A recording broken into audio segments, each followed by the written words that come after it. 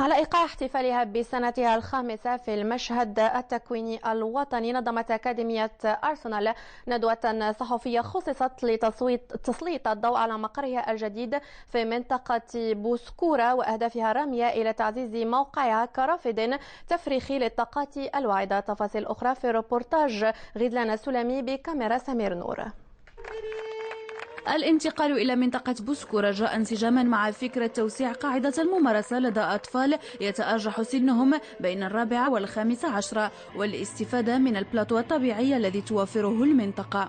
Le club propose du sport, en particulier du football, mais aussi les enfants ont l'occasion de pratiquer d'autres sports comme le tennis, le basketball, et pour les parents un peu plus de confort avec un espace dédié restauration. Et comme vous pouvez le voir, à Bouskoura, l'air est beaucoup plus pur qu'à l'intérieur de la ville.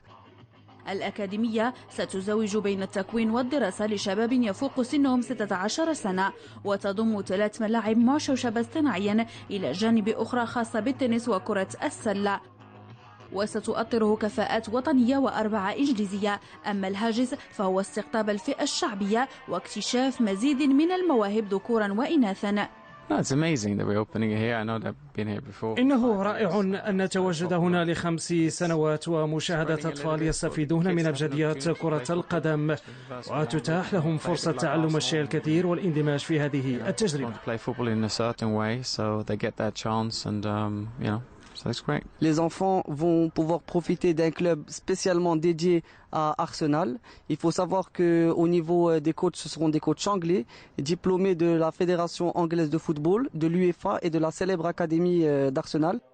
هي أجندة تضم 40 أسبوعا من التدريب بمعدل 2.5 ساعات كل أسبوع. أما واجب الانخراط السنوي فهو في حدود 8000 درهم، والهدف هو التطلع إلى تكوين جيل آخر من الممارسين بخلفية علمية وبيداغوجية توازي الرهانات والطموحات.